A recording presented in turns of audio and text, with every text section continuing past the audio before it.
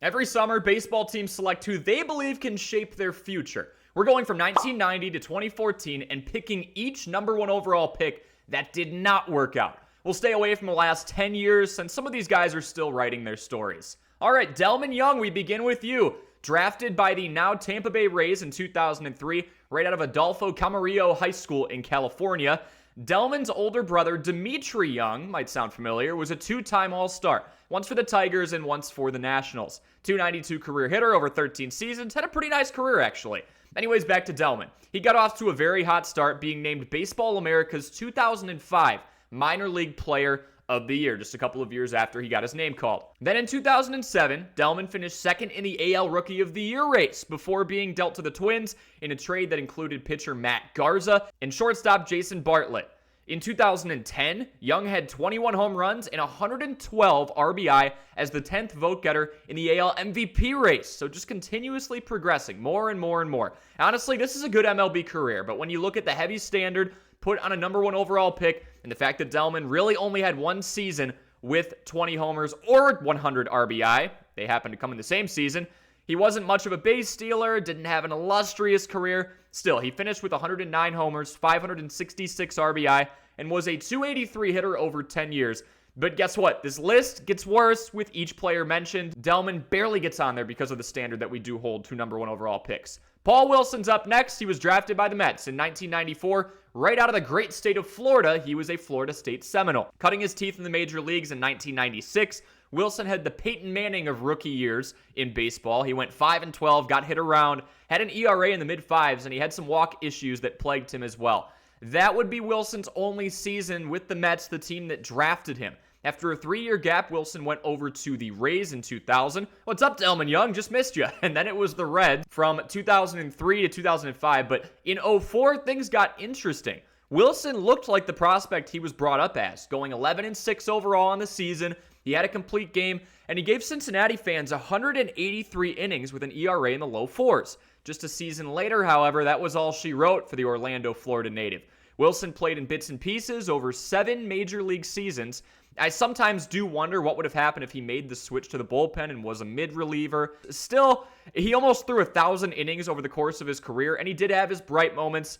This next number one overall pick, however, had to change positions to keep his major league dream alive. Matt Bush, that's who we're talking about. Drafted by the San Diego Padres in 2004 as a shortstop out of Mission Bay High School in California, Bush's roller coaster journey was off and running from the jump, from the word go. The West Coast prospect served a suspension before his first professional at-bat after being in a bar fight among some other altercations. Bush was traded around. He went to the Blue Jays and then the Rays before he was released by the team in 2012. Just realized the Rays are involved with all 3 players on this list in some capacity so far. Bush then worked on himself, converted to becoming a pitcher, and developed a high 90s fastball.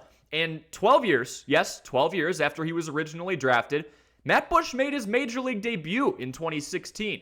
This is where it kind of turns into a cool story because Bush has mostly worked as a reliever since. He pitched for the Rangers and then the Brewers as recent as 2023. But I'll tell you what, for somebody who changed positions, who was not brought up as a pitching prospect, he went 12-11 with a 3.75 earned run average across 200 innings. That's pretty impressive. Now to somebody who was actually brought up as a pitcher. Mark Appel was selected by the Houston Astros in 2013.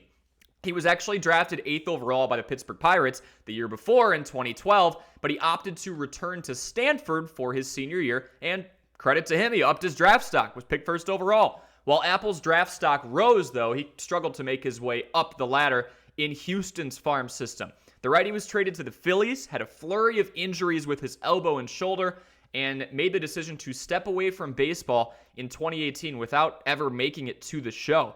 If that's where the story ended, Appel would have probably been further along our list, as the most disappointing careers from number one overall picks comes at the end.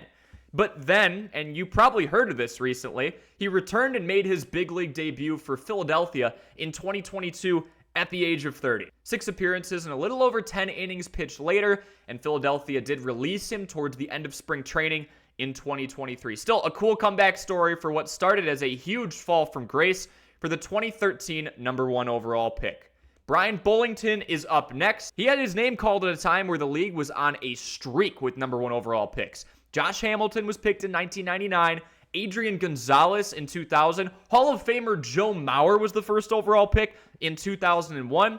And with the first overall pick in 2002, the Pirates selected Brian Bullington. Bullington could not keep the streak of hits at the number 1 overall spot going, unfortunately. But he was picked first for a reason. All eyeballs were on him after going 15-0 his senior year of high school. He then went to Ball State and was named as a first-team All-American right away. Unfortunately, shoulder problems plagued this young superstar too. After breaking into the majors in the year 2006, Brian was DFA'd in 08 and jumped around between Cleveland, Toronto, and Kansas City. Eventually, he went on to play professional baseball in Japan before calling it a career, actually in the same league that Roki Sasaki is coming over from.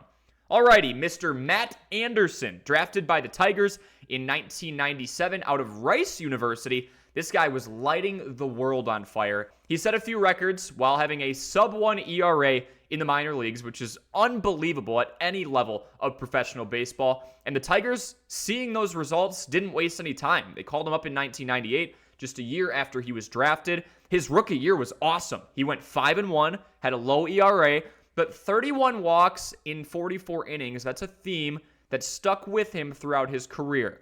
Anderson hung around in the majors until 2005, his lone season with the Colorado Rockies. The former Rice superstar ended his career with 257 appearances and a 5.19 ERA, but he was 15-7, so he got some run support. He just walked a lot of people, 157 to be exact, in just over 256 innings. Still a relatively long career for somebody who turned a lot of heads in college and the minor leagues.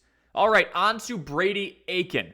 Drafted by the Astros in 2014, he never signed. This is one of the weirdest stories I've ever seen. Brady Aiken never signed with the Astros due to a disagreement over his signing bonus. The two parties went back and forth, and when the July 18th deadline came around, he became the first number 1 overall pick to not sign a contract since Tim Belcher way back in 1983. So 31 years in between those instances. Pretty dang rare.